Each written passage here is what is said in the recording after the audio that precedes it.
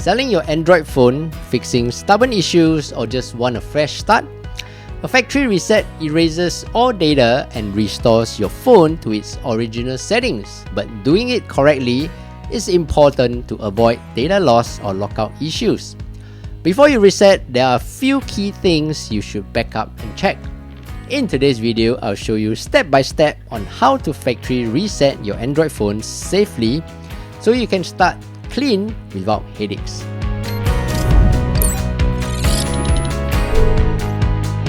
Hey, what's up everyone? I'm Steph, and in this channel, I teach you quick daily tech tips that make your life a little easier. Go to your settings on your Android phone. Scroll down and go to General Management. Tap on Reset. Scroll all the way down and tap on Factory Data Reset. This will reset your phone to its factory default settings and erase all data, including files and downloaded apps.